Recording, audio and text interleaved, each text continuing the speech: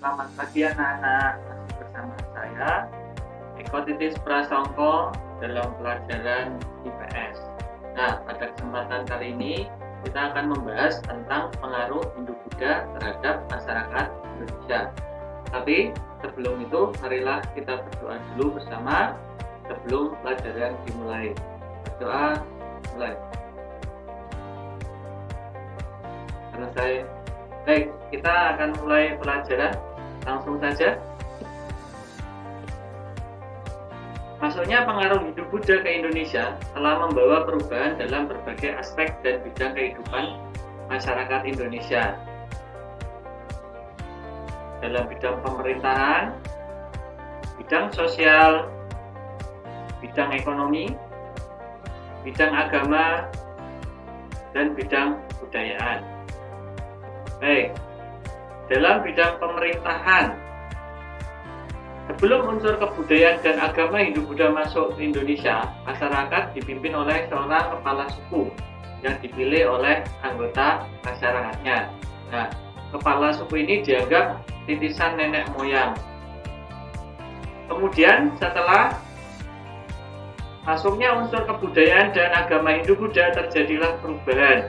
Kedudukan kepala suku digantikan oleh raja, seperti halnya yang ada di India. Kedudukan raja tidak lagi dipilih oleh rakyatnya, tetapi diturunkan secara turun-temurun.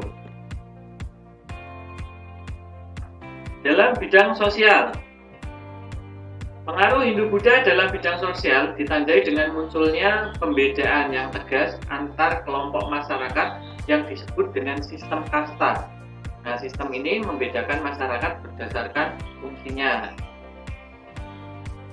Golongan Brahmana atau pendeta ini menduduki golongan pertama. Kemudian golongan ksatria yang terdiri dari bangsawan ataupun prajurit menduduki golongan kedua. Waisya yaitu pedagang dan petani ini menduduki golongan yang ketiga. Sedangkan Sudra atau rakyat biasa menduduki golongan terendah atau golongan keempat. Dengan adanya kasta, ini berdampak pada perbedaan hak antara golongan-golongan kasta yang berlainan, terutama dalam hal pewarisan harta, pemberian sanksi, dan kedudukannya dalam pemerintahan. Berikutnya, dalam bidang ekonomi. Nah, ini adalah gambaran para pedagang yang singgah di Kepulauan Indonesia. Sejak terbentuknya jalur perdagangan laut yang menghubungkan India dan Cina, kegiatan perdagangan di Kepulauan Indonesia berkembang pesat. Daerah pantai timur Sumatera menjadi jalur perdagangan yang ramai dikunjungi oleh para pedagang. Kapal-kapal dagang dari India dan Cina banyak yang singgah untuk menambah persediaan makanan dan minuman, menjual dan membeli barang dagangan, atau menanti waktu yang baik untuk berlayar. Kemudian muncul pusat-pusat perdagangan yang berkembang menjadi pusat kerajaan. Berikutnya, bidang agama. Dengan tersebarnya agama Hindu-Buddha, banyak masyarakat di Indonesia yang menganut agama Hindu-Buddha. Meski demikian, sistem kepercayaan terhadap roh halus sudah berkembang sejak masa praksara, ini tidaklah punah. Nah, ini adalah gambar penganut agama Hindu. Kemudian ini adalah gambar penganut agama Buddha. Dan ini adalah penganut animisme. Berikutnya, bidang kebudayaan.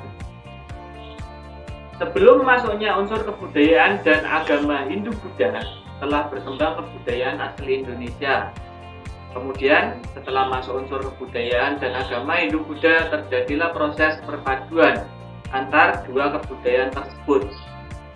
Nah, perpaduan ini disebut dengan akulturasi kebudayaan. Dalam seni bangunan, Bentuk bangunan candi di Indonesia pada umumnya merupakan bentuk akulturasi antara unsur budaya Hindu-Buddha dengan unsur budaya asli Indonesia. Bangunan yang megah, patung-patung perwujudan dewa atau Buddha, serta bagian-bagian candi dan stupa adalah unsur dari India. Nah, ini adalah gambar Candi Borobudur, merupakan perpaduan antara budaya Indonesia dan Hindu-Buddha. Berikutnya, seni rupa dan seni ukir. Masuknya pengaruh Hindu-Buddha membawa perkembangan dalam bidang seni rupa, seni pahat, dan seni ukir. Hal ini dapat dilihat pada relief atau seni ukir yang dipahatkan pada bagian dinding candi. Nah, ini merupakan gambar relief yang terukir di dinding-dinding candi. Berikutnya, sastra dan aksara. Berkembangnya karya sastra terutama yang bersumber dari Mahabharata dan Ramayana melahirkan seni pertunjukan wayang kulit. Isi dan cerita pertunjukan wayang banyak mengandung nilai-nilai yang bersifat mendidik. Cerita dalam pertunjukan wayang berasal dari India, tetapi wayangnya asli dari Indonesia. Nah, ini adalah kebudayaan wayang kulit yang merupakan perpaduan dua budaya. Baik, untuk hari ini saya rasa cukup sekian. Kurang lebihnya saya mohon maaf. Terima kasih. Wassalamualaikum warahmatullahi wabarakatuh.